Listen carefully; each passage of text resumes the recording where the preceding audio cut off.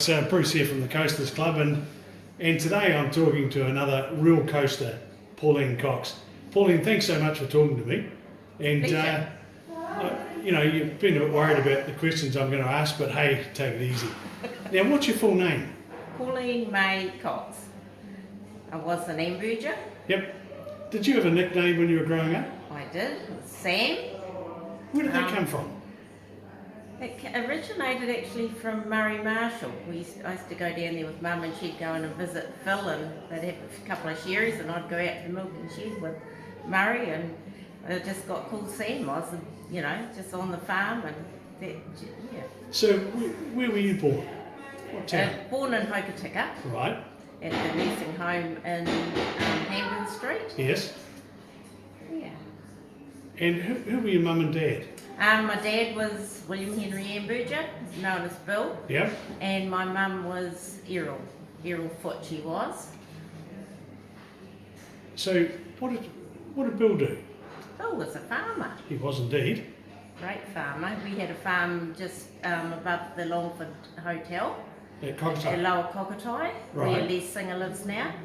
And we were brought up there. Many antics went on there with the pub next door. So that was your first home? It was, and that's where we lived our whole lives until Dad sold the farm and retired, and we moved to town. So tell me, with your family, when you were a kid, what did you do for fun? Because these days they have iPads and I know, telephones and it drives me absolutely crazy. The fun we had, I just can't begin to describe how good it was to live on a farm. School holidays, August, we got the cows in. Christmas time in the summer we got the hay in, and everybody worked together as a team with community spirit, and we had little canoes, and we caught eels in the creek, and we went to the lake and went bird nesting. It was just a great life to be brought up in the country. Did you have crawlies in the creeks? No, just mainly eels. There probably was crawlies, but Kay and I used to love eeling. Tell me, was there a chore you hated doing as a child?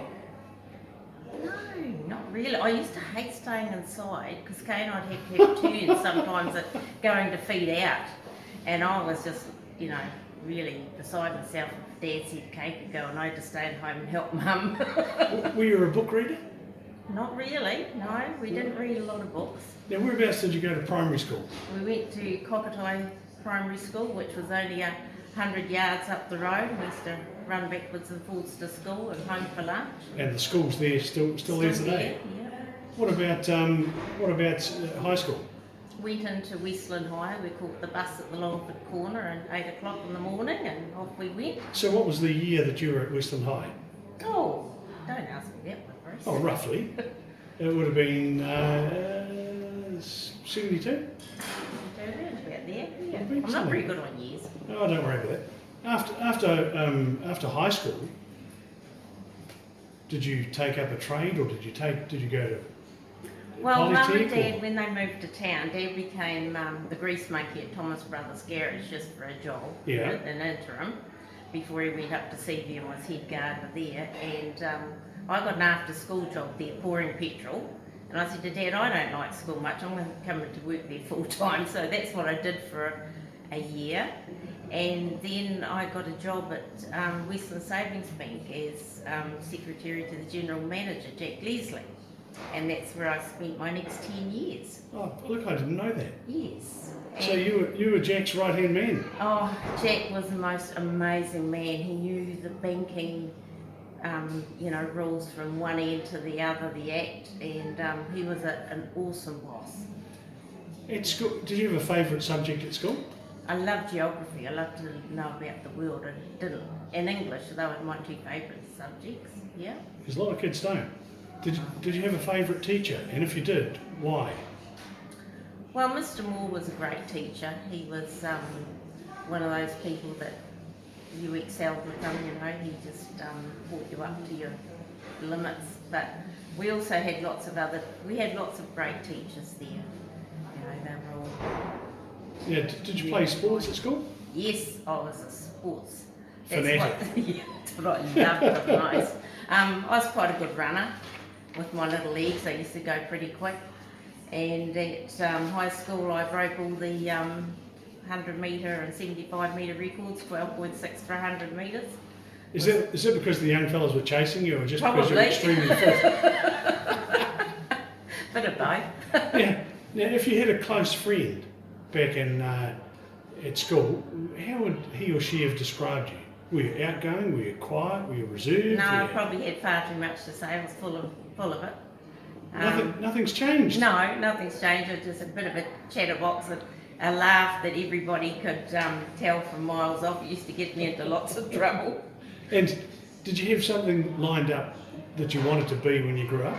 No, not really. I didn't have any aspirations. I just wanted to do well at whatever I did. Yeah. And when we left school, there was jobs for everybody. You didn't have to worry about getting a job or what you were going to do. And when I got my job at the bank, I knew that's what I wanted to do, have a career in banking. Yep. And I stayed at the bank for 10 years. And that was your first job? Yeah, my first and only job until I got married and we had Gareth. So you were right hand. You were Jack Leslie's PA. Yes. So who worked with you at the bank? Was Beamsy there then? Yes, he was. Who else was there? Mickey Keenan, Oh, great. Yes. Kevin Manera, Yeah. Jeannie Godfrey. Who else? Carol was there? Priest? Carol was there, and Adrian came. And, there was untold people. We should have a reunion, really. It'd actually be a big one, wouldn't it? Yeah. So what happened after? So you're there for 10 years. Yeah. There What'd for you 10 do years. next?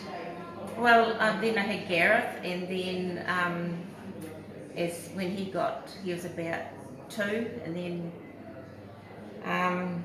Colin Tuck had a 500 helicopter, and he was doing venison recovery here, and he asked me if I'd do his books, and I started off there. And then, So is that where the aviation adventure started? it is very much so. And when I was doing that, Colin decided he's going to buy Glacier helicopters, and he said, "Coxie, we're all moving to Fox." And I said, "You can go, but I'm not." And he said, "Well, you've got to do the books." And I said, "Well, I'll have to do it from Hokitika because I'm not moving to Fox." So then I was with Glacier Helicopters for 15 years. And what happened after that? So, I recall you at Helirise. Mm-hmm. And also I had a short term with Coast Air. I think you employed me. Yes, I did. You said, "I'm going to buy Coast Air and I want you to run it for me." You poor thing. And so we did that for about 18 months, and Helirise and Glacier Helicopters, and I did also work for you at Como Aviation. Yes. We had With George and George Bill. Claxton and Bill Hendy. They were my main men. Weren't they great days? Oh, they were fantastic. I just loved I think it. it was the best years of my life working at Como. It was just so much fun. Yeah, no, I must say, if I could turn the clock back, I'd be there again. Yeah, and I think one of the best things with that was when we imported the King Air That was out of San Jose, and George flew it home. He paddle jumped from island to island, and I can remember him ringing me up from Christmas Island. He couldn't get any fuel. Something happened to his credit card, and then he got into Bankstown in Sydney and flew out here. And watching that plane come onto this runway. Do you remember it coming down this? I remember every second of it coming into what. land. It was amazing. He did that low sweep over this runway out here. Yeah. It was just fantastic. And so what are you doing now? What are you doing I'm these just days? working part-time at Carpet Court. I run just the office administrator there.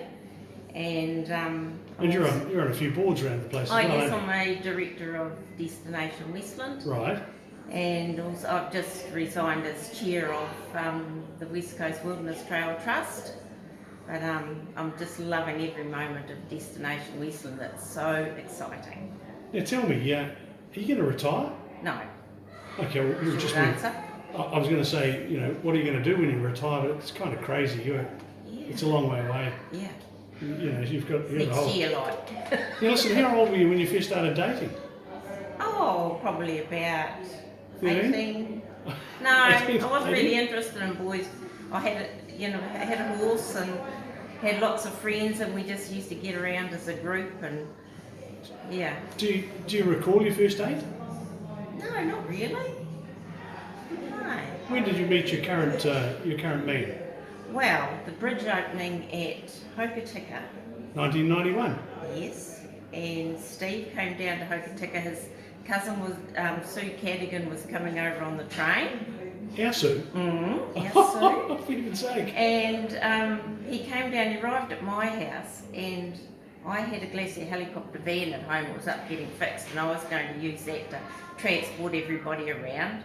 And he arrived, and away we went down there, and the opening of the bridge happened, and then there was a do at night at the Boys Brigade. Right. I said to Steve, you should come along. And he wasn't dressed properly, he said, because he was a farmer. And so it sort of went from there, and then we were made godparents of Sue's little boy, Scotty. Yep. And it just blossomed from there. Do you remember your first date with him? I do. It must have been a good one. Yeah, that was when we went over to the christening. Right. And I got a ride across with him, and we got talking, and I said, because I said to Sue, if I was 10 years younger, I'd probably go out with him. So she had to tell him that, exactly that. So Well, he must be a good one because he's been a keeper. he has. Oh, I love it. He looks after me. Now, when you had Gareth was your first child, wasn't he? First and only. Did you, how did you feel when you first found out you were going to be a parent?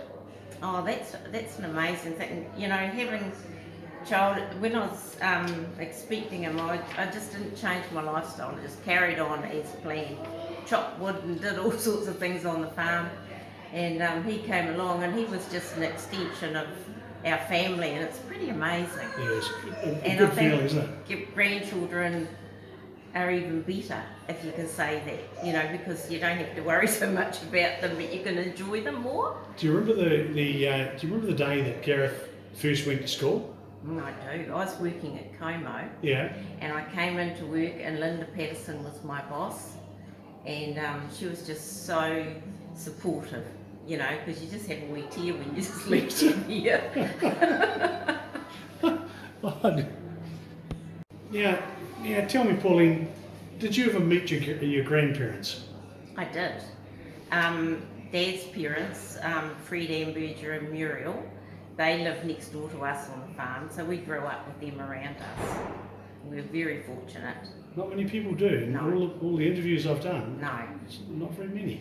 Pop down, Fred Amberger was a great horseman, and he was a farmer. Can you recall any advice that any of your grandparents gave you that stuck with you? Well, not really, but because I had a great love of horses, and he did too. I used to be always out in the paddock riding and going over jumps and things, and he'd come up to the gate and he'd just say, give me a few pointers. I think that was the main thing, that we had such a great love of horses. When you were growing up, who was the oldest person you can recall? No. Someone real old and crusty. Oh, I don't really know. I can't think of anybody that old. Sure. When you look at your life, and you're only you've got a long way to go, but there's been a lot of inventions in your lifetime. What's the one that sticks out the most, that you remember, that you think has had the biggest impact on? I think computers are the biggest thing that have impacted on my life. I can remember when I started with Glacier helicopters, I was on a manual cash box, about 26 columns wide. Yeah. And I said to them, we've got to computerise this, it's stupid. So Peter Cuff had just started out in business, and he sorted me out with the computer, and he came around and he was teaching me how to work it, and he said, push the escape button. I said, where's that? Pete had the patience of the saint. It made a big change to all of our lives, didn't it? Amazing. Do you recall when you saw your first television? We do. I remember going to Christchurch, and we used to drive past houses, and you could see all these, everyone had their lights off, and you knew they had a TV because you could see it sort of flashing inside. And we went to some friend's place, and we watched Lassie. Well, I cried, and I said to Dad, I don't want to watch one of those things again. So that was your first program? Yeah. You've had a lot of adventures in your life. Is there Is there a person that you met that changed the way you thought or the direction that you headed in? I think probably Jack Leslie was my mentor from an early age, because I was sort of only 16, 17 when I went to the bank. Yep. And I just gained so much knowledge from him, and he was a great man too, as a negotiator. He would never let anybody go into liquidation. If the mortgage was, overdue, he'd call them into the office and say, look, what are we going to do about it, and sort things out. And I think I learnt a lot from him and how to be that sort of a person. He instilled that into me. There was a group of men like Jack Leslie, Gordon Bloomfield at the dairy, Jack Renton, Paul Renton, Mr. Stopforth. There's a whole group of really solid, wise people, wasn't there? There was. When we were younger. I used to do Paul Renton's typing if he had anything really special to type. I used to type it on the electric typewriter at the bank. It was quite an invention, that thing. It was flash. How would you describe your sense of humour? Well, I have a really good sense of humour. It runs in the family, and we all enjoy a good laugh. And I think if you can't have a laugh in life, work hard and enjoy life, well, it's not worth living. Well, you certainly, I've known you for many years, and you've always got a smile on your face. You have. A smile's worth nothing. Yeah, it costs nothing, does it? No, it doesn't. Have you ever met any famous people? Not really. Probably just you. Of course. And what about organisations or groups that you've got associated with over the years? Obviously you're one of the driving forces behind the cycleway, the West Coast Cycleway Trail, which has been a huge success. That's been amazing. It has. What other things over the years? And I think from a young age I started playing hockey when I was 11, and I played for the Coast team for about 20 years. And I'm a life member of the West Coast Women's Hockey Club Association, and that's what I sort of spent my time, as a member of. So you were clearly, and I've heard it mentioned many times, you were actually a bit of a gun. They used to call me Killer Cox. And everybody jumping to hit the ball, apparently. And was there any truth in the fact that you probably could have gone a lot further had you not been on the coast? I could have. One of the New Zealand selectors in Timaru wanted me to move over there, and she wanted to coach me, but I was just so happy in my little bubble here that I should have been pushed to go, but I didn't. Thank goodness you stayed. Yeah. So, is there a time in your life where you could say, gee, that particular time, that was just great? It's a time or a place were you just happy to be alive? Not just happy. Every day I was just glad to get up, and whatever I did I enjoyed doing. Like every job that I've done, I've stayed in it for a long time, and I just enjoy going to work, and I enjoy being with people and family, and I just enjoy life as it is. You're certainly one of the best party organisers I've ever come across. You're absolutely amazing. Now, what about you've done a lot of travelling? What's a place where you go, that place is beautiful? I just loved Italy. I think when we went overseas, going through Europe, it was just amazing, and I think Italy was one of the nicest places. And then we went down to Nice, and I'd like to go back there, but it's such a long way, and I'm a bit of a homebody. And we all are these days. So, if there was a single most memorable moment in your life, for me it was falling out the front of a 500. Have you had a time in your life where something's happened where you go, I'm never going to forget that? I think when Gareth got his degree, I put him through, he went to St Andrews, and it was a hard road to hoe. I put myself on the line to get him through there. Very expensive? Yes, but it was worth every cent, and I think that was the biggest, proudest moment to see him get through university, get a degree, and get out into the world, and I think that was my proudest moment. Wow. He's a nice guy, isn't he? He's not a bad He's a nice guy. I mean, he really is. So, if there are some important lessons that you've learned in life that you could pass on to probably some of the 150 odd thousand people that are watching the Coasters Club. What what would a life lesson be, or an important lesson that you could pass on?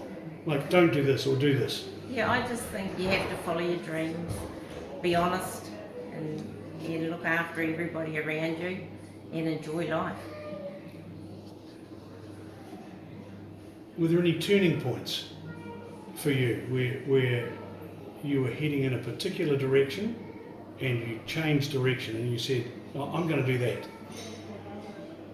Not really. I just, whatever I did, I enjoyed doing that, and I just, when I left Glacier Helicopters, I had 6 months that I just didn't do much. I just worked on the farm with Steve. Yep.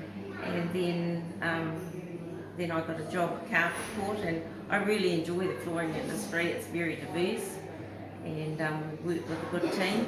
Now, you've been Deputy Mayor in Westland, a councillor.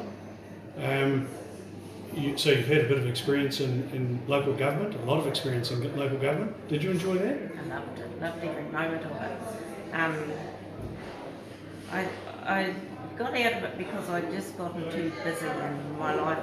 I had grandchildren and I needed to spend more time with them. Yeah, and that was my only reason for moving aside. But you never know. We'll see. well, I'm glad you did, because you made way for me. Yeah. Because I'm really enjoying it as well. I know. You're doing a great job, by the way. Well, we try these things. Now, you know that feeling. Has Gareth got children? Yes, he's got 2 boys, Oscar and Freddie. How did it feel? Because I know how I felt when my first grandson arrived. I couldn't believe the depth of, and I can only describe it as love. Yeah. The feeling was so intense. It's just overwhelming. How did you find it? Oh, it was amazing. He was a month early, and Gareth rang up and said, we've got a little boy. I said, are you joking? He said, no. But anyway, he was in ICU for a week, and now he's a robust little fella. They're my boys. Yeah, and There's no mistaking there. And that's how it should be. They're full of beans. Well, you've been, look, I was in Nelson recently, and they showed me a lot of photos of where you were a guest speaker for the Coasters reunion and the annual reunion in Nelson.